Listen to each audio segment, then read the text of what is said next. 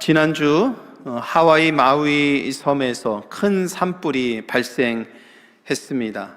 지금까지 약 100여 명이 산불로 인해서 죽었고 또 1000명 이상이 연락이 두절된 상태이고, 그리고 수천 명이 대피하는 사태가 지난 주중에 하와이 마우이 섬에서 일어났습니다. 매우 안타까운 소식을 우리 미국 내에서 일어난 것을 듣게 되었습니다. 산을 비롯해서 관광지, 주거지 모두를 태워버린 100년 만에 미국 최대의 산불이라고 들었습니다. 그런데 자연의 이 위력을 얕잡아 보아서 산불이 처음 발생했을 때에 그 대처가 매우 미흡했다고 합니다. 그래서 지금 더 큰 피해를 입고 있다라는 그런 소식을 들었습니다. 여러분, 자연재해 앞에서 무기력한 인간의 모습을 다시 한번 확인하게 되고요, 우리는 또한 이런 희생자들을 위해서 또 같은 마음으로 애통하면서 함께 기도할 수 있는 그런 마음을 지니기를 원합니다. 요즘에는 언제 어떻게 자연재해가 발생할지 정말 종잡을 수가 없습니다. 여러분, 캐나다에서 와일드파이어가 일어나서 그 스모그가 시카고까지 영향을 줄 줄은 아무도 예상을 못했습니다.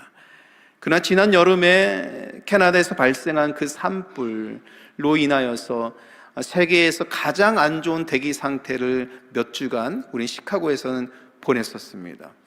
이런 것을 볼 때 자연재해 앞에서 인간이 얼마나 나약하고 작고 연약한 존재인지를 다시 한번 생각하게 되고요, 정말 이와 같은 시대에는 하나님의 보호하심을 의지하지 않으면 살 수 없다는 점을 다시 한번 생각하게 됩니다. 바라기는 우리 샴버가님께 모든 성도님들 하나님의 보호하심 가운데에서 정말 발생하고 있는 수많은 재난과 사건과 사고 속에서 평안과 안정을 누릴 수 있는 귀한 삶이 되기를 주님의 이름으로 축복합니다. 이러한 사건 사고가 일어났을 때에 자기의 생명이 위험을 받는 순간에도 불구하고 다른 사람의 생명을 구하기 위해서 뛰어드는 사람들을 우리는 가끔 봅니다. 하와이에서도 산불이 났을 때에 모두가 다 대피하는 그 상황 속에서도 쓰러져 있는 한 사람을 살리기 위해서 불 속으로 들어간 사람들, 또 구조하는 사람들, 자기의 생명의 위협을 받으면서도 그렇게 살아가는 사람들이 얼마나 많은지 모르겠습니다. 여러분, 저는 목사이서 그런지 모르겠습니다만 그렇게 자기를 희생하면서 다른 사람의 생명을 살리는 그런 분들의 모습을 볼 때에 저는 매우 큰 감동을 받고 그분들의 모습 속에서 예수님을 만납니다. 사람을 사랑하고 생명을 사랑하시는 예수님을 만납니다. 사람을 사랑하신 예수님이 잃어버린 어린 양 한 마리를 찾아 나선 것처럼 그 생명의 존귀함을 지키려고 하는 사람들은 정말 멋지고 아름다운 사람 아니겠습니까? 그러면서 저는 또 한편으로 생각합니다. 저러한 분이 꼭 그리스도인이었으면 좋겠다, 작은 바람을 갖습니다. 정말 착한 사람이, 선한 사람이 그리스도인이면 얼마나 좋을까라는 그런 생각을 참 많이 합니다. 여러분, 이런 착한 사람의 대명사가 교회 오빠라는 말이 있죠. 교회 오빠는 모든 걸 다 해결해 줍니다. 정말 선하고 착하고 다 양보해주고 이뻐해주고 교회 오빠 혹은 교회 누나, 이렇게 될 수 있는 겁니다. 여기에 저의 교회 누나들 많이 계시잖아요. 이렇게 선하고 기쁨으로 살아가는 거죠. 그래서 그런 생각을 해봤습니다. 이 땅에 있는 모든 남자들이 교회 오빠가 되면 그때가 곧 하나님의 나라이겠구나, 그런 생각을 했습니다. 선하고 착하고 양보해주고 생명의 귀함을 알고 또 다른 사람의 생명을 구할 수 있고 사랑할 수 있는 사람들, 이런 교회 오빠 누나들이 많아지면 하나님 나라가 더 가까워지겠구나 라는 그런 생각을 하면서, 그렇게 착한 분이 성도가 아니라면 저는 그렇게 서운할 수가 없습니다. 그래서 그런 분들께는 꼭 복음을 전하고 싶고, 선하고 착한 분들에게는 그런 선한 모습, 그 모습에 복음에 이 그리스도의 성품이 입혀지기를 저는 기도합니다. 그러면 그것이 전도가 아닐까라는 생각을 하게 되지요. 그런데 여러분, 이 지점에서 우리는 착각하지 말아야 합니다. 사람이 선하다고 다 그리스도인이 아니지요. 좋은 일 한다고 해서 믿음이 있는 사람이 아닙니다. 혹은 위급한 상황에서 다른 사람의 생명을 구한다고 해서 자기 구원의 문제가 해결된 것은 아닙니다. 이것은 좀 별개의 문제이죠. 아무리 선한 일을 행한다 해도 예수 그리스도를 믿지 않으면 구원과는 별개의 것입니다. 이 문제는 교회가 오랜 전통 가운데 이어온 신앙 고백이지요. 다시 말하면 구원을 어떻게 얻을 것인가에 대한 질문을 우리가 할 수 있는 것인데요, 이 질문에 대해서는 교회 전통은 분명한 답을 지니고 있습니다. 예수 그리스도를 믿어야 합니다. 여러분, 예수 그리스도를 믿으시기를 축복합니다. 그러면 이 믿음 안에서 구원이 있음을 또한 믿게 됩니다.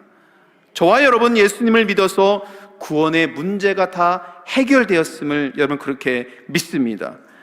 교회는 믿음으로 구원을 얻는다는 교리를 채택함으로 이 문제에 있어서는 분명하게 가르칩니다. 선한 사람이 그리스도인이 아니고 선한 사람이 구원의 문제가 해결된 것이 아니라 예수 그리스도를 믿은 사람이 그리스도의 품성을 지니고 선한 양심을 지니고 선한 일을 이루어가는 것입니다. 예수님을 믿는 사람이 예수님의 말씀을 받아서 예수님의 정신과 삶을 가지고 자기의 삶에서 다른 사람을 존중하며 사랑하며 그 사람의 생명을 귀하게 여기는 것입니다. 이거는 차이가 있는 거죠.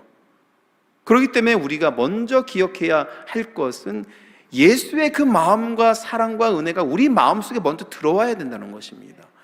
예수 그리스도의 성품이 나의 성품이 되도록 여러분, 우리는 기도해야 하는 것입니다. 이 진리는 양보할 수 없는 신앙의 본질이고요, 교회를 반석 위에 세우는 고백이고요, 성도가 은혜 안에서 사는 능력이라는 것입니다.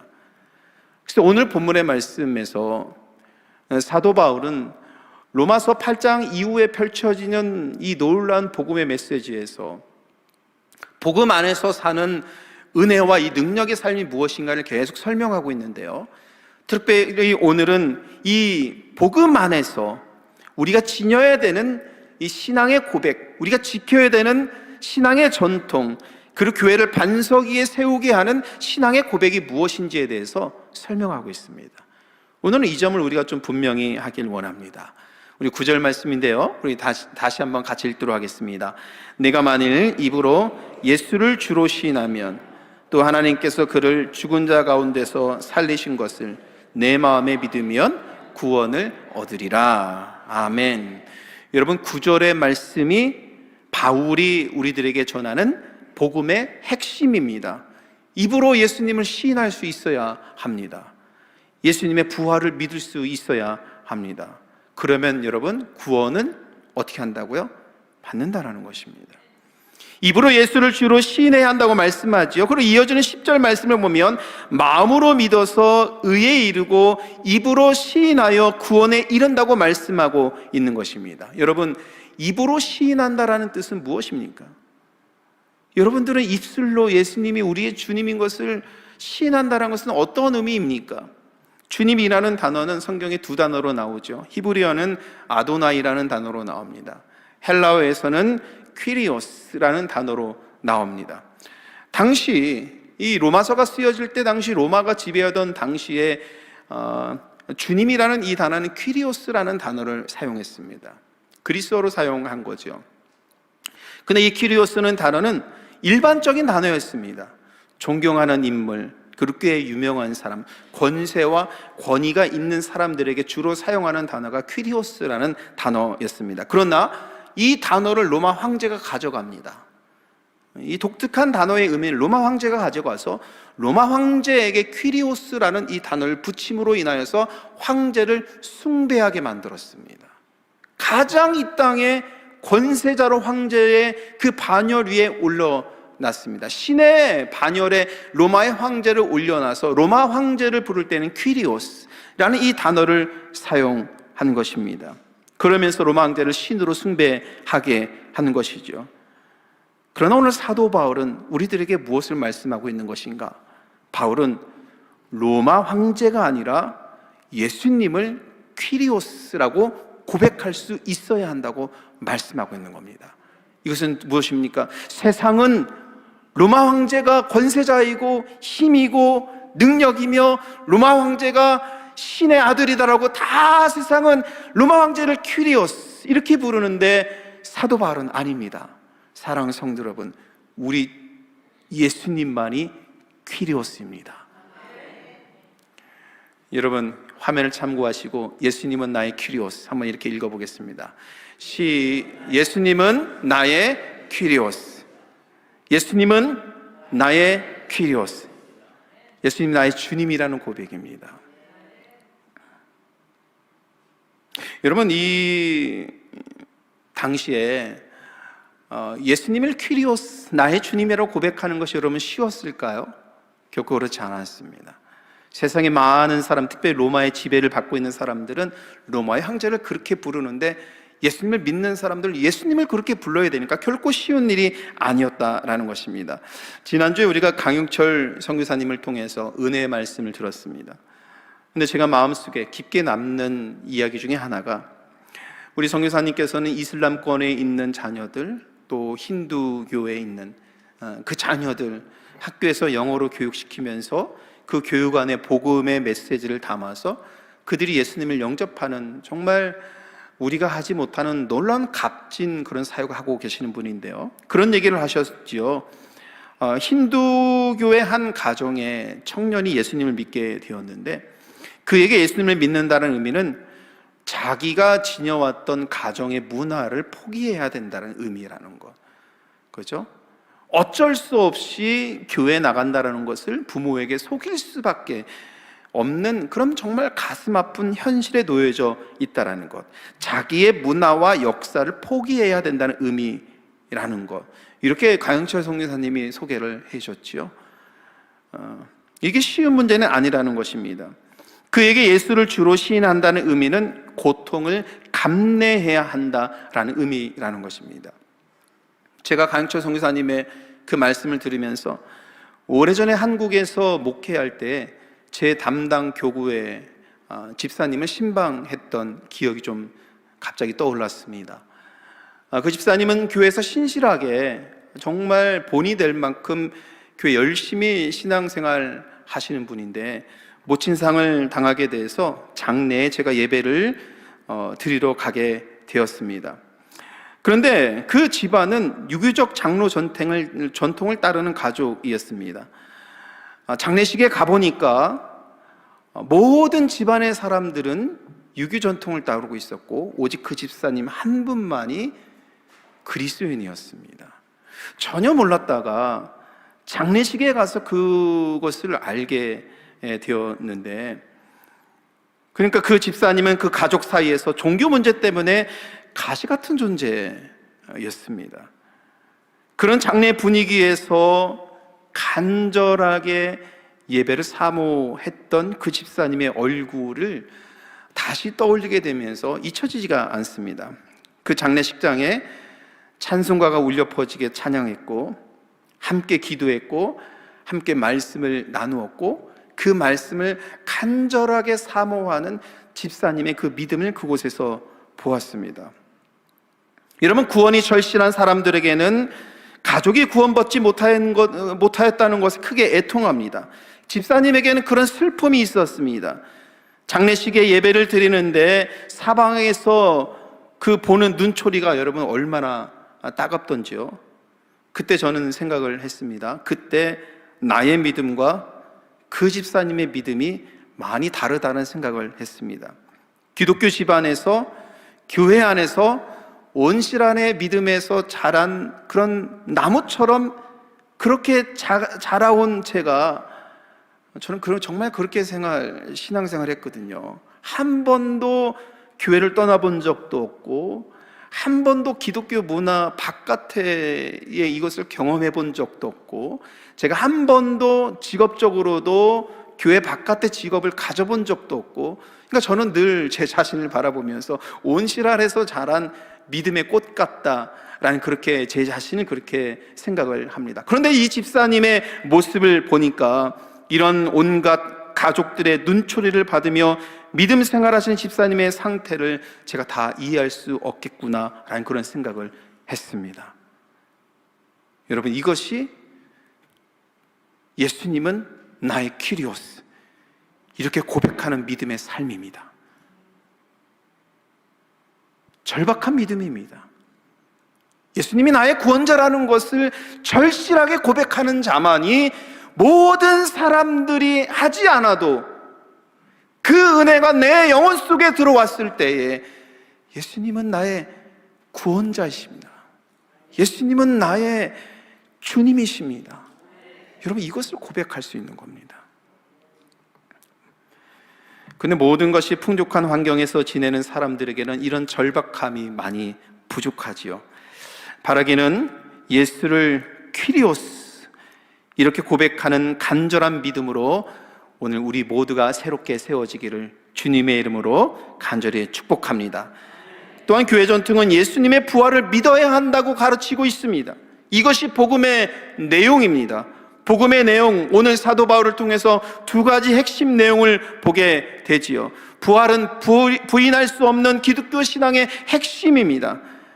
하나님이 죽은 예수를 살리고 부활하게 하셨음을 믿을 때 부활의 능력 가운데 우리는 살 수 있는 것입니다. 이 믿음이 약해지면 부활의 능력이 상실되는 것이지요. 이런 구원은 부활의 주님을 믿을 때 얻게 되는 것입니다.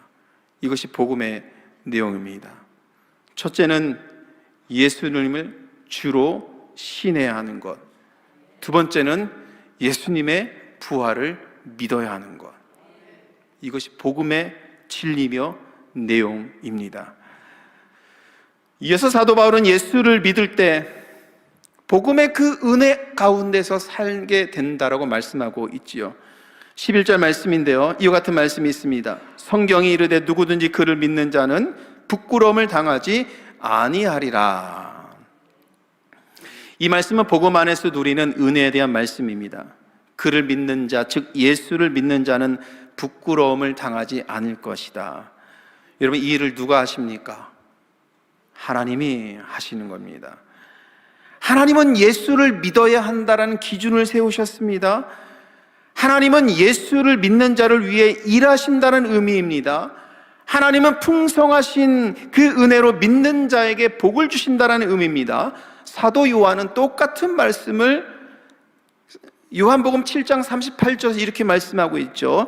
나를 믿는 자는 성경의 이름과 같이 그 배에서 생수의 강이 흘러나리라. 이것이 예수를 믿는 자들이 누리는 은혜이지요.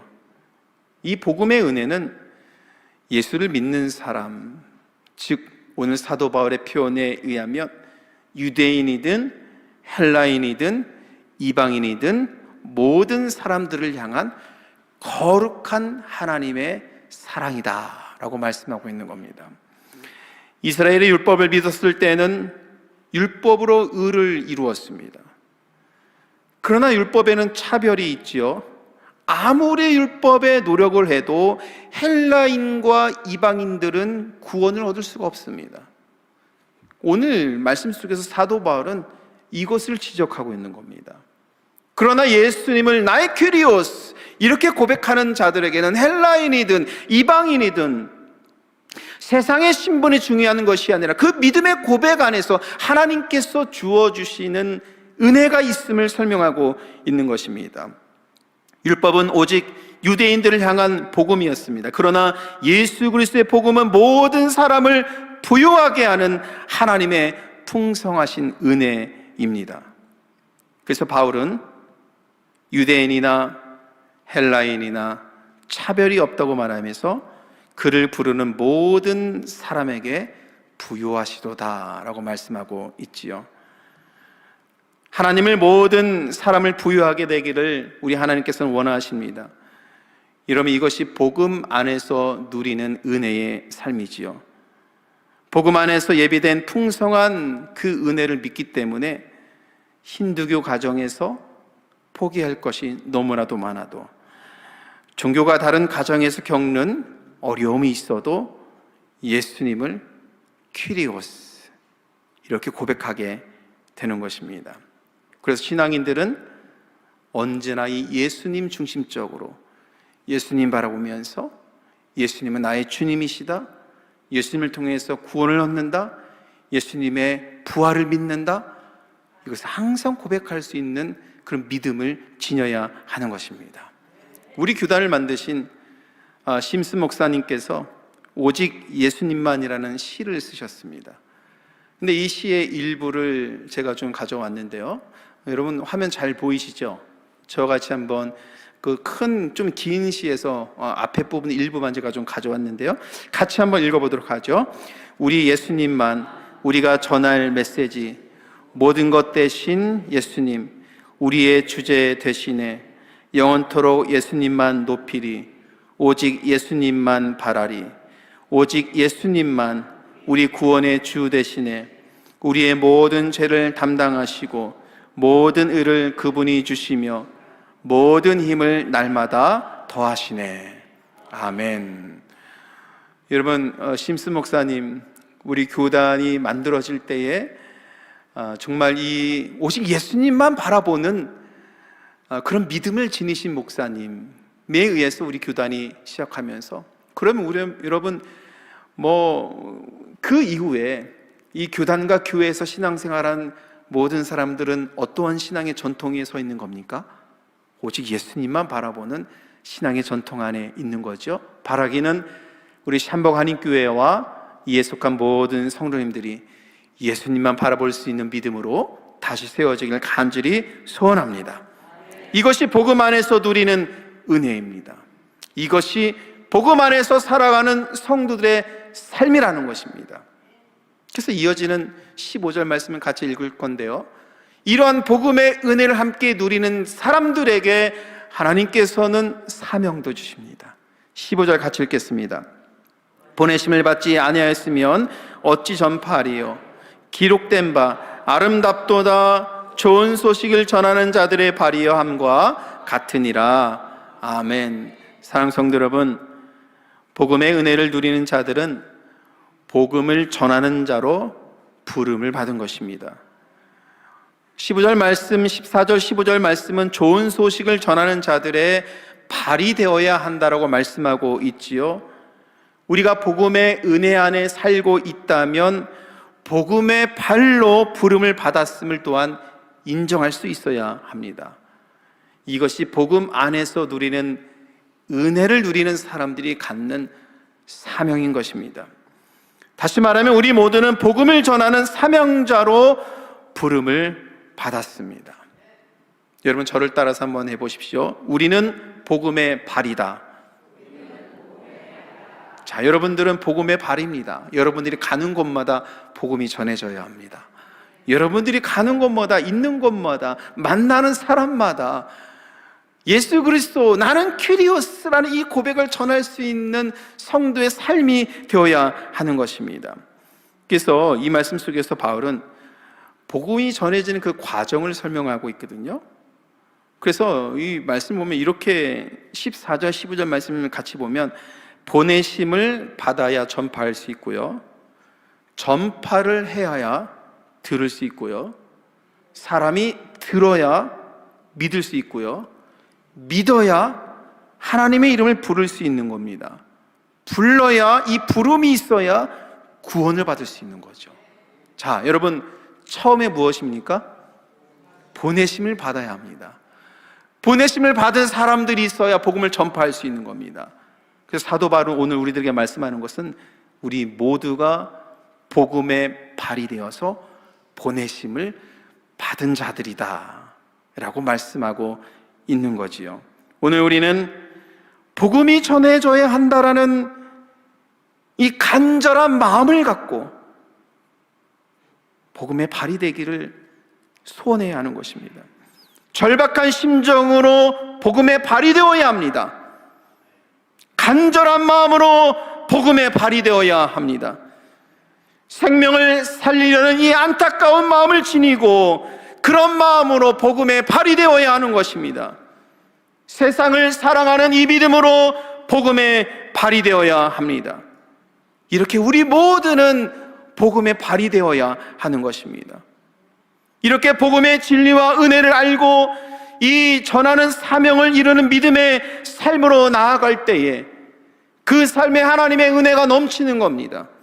그런 교회에 하나님의 은혜와 사랑이 넘치는 겁니다.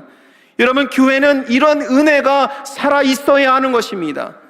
역사하시는 하나님, 내 삶에서 살아서 나를 움직이시고 복음의 메시지를 전하게 하시고 전할 때 은혜 받게 하시는 하나님의 은혜가 여러분들의 삶에 살아 있어야 하는 것입니다.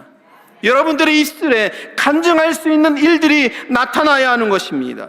성령 충만함으로 우리가 모이고 찬양하게 하고 말씀의 은혜가 더해지는 그런 은혜가 넘치는 이런 은혜로운 일들이 교회 안에 넘쳐야 하는 것입니다.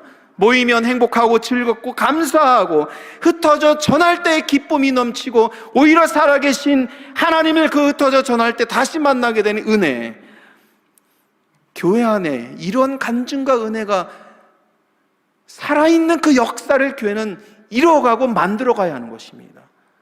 여러분들이 이러한 은혜로 살아갈 때 여러분 삶이 바뀌어지고 삶이 오직 예수님 바라보는 믿음의 삶의 중심으로 바뀌는 겁니다. 여러분, 일주일은 7일간 있죠? 여러분들의 7일간의 삶에서 중심이 되는 날은 무슨 날입니까? 불타는 혹시 금요일입니까? 생각해보니까 금요일날 저희 또 찬양 예배도 있습니다. 불탈 수가 없습니다.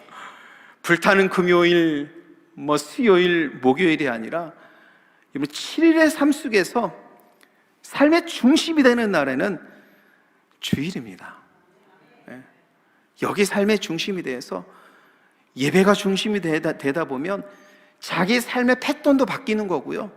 이 썬데이를 가장 중요한 날로 여기면 내 삶의 패턴도 바뀌고 삶의 스타일도 바뀌고 그리고 삶의 방향이나 목적도 바뀌면서 주일 예배드리는 이 삶의 중심을 가장 무게로 두면서 살아가고 모여서 예배하고 형제와 자매를 만나서 친교하면서 그렇게 나의 삶이 점점 바뀌어 가면서 그 안에서 발생하는 하나님의 은혜, 간증하는 일들이 일어나야 되는 것입니다.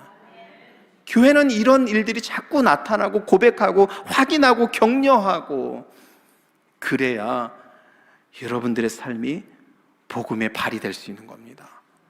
간절히 바라기는 우리 교회에 이런 현상들이 일어나길 간절히 소원합니다. 간증들이 일어나고 삶의 패턴이 바뀌고 삶의 스타일이 바뀌고 일주일의 삶 속에서 중심이 주일로 바뀌고 예배하는 삶의 가장 중요한 시간으로 여기는 이런 삶이 바뀌어지고 변화되어서 우리 안에서 은혜의 일들이 날마다 일어나서 복음 안에서 누리는 은혜가 더하여지고 예수님을 나의 큐리오스로 고백하는 사람들이 늘어나고 이 안에서 성령의 은혜들이 날마다 넘칠 수 있는 신앙의 공동체, 이런 교회로 이루어갈 때 하나님께서 우리 교회를 더 축복하시고 여러분들을 더 은혜로운 삶으로 인도하셔서 여러분들의 삶에 이 성령께 주시는 은혜가 충만하게 될 줄 믿습니다. 오늘 이 말씀 기억하면서 은혜 가운데 사는, 그렇게 한 주간 사는 저와 여러분 되시기를 주님의 이름으로 간절히 축원합니다. 기도하시겠습니다.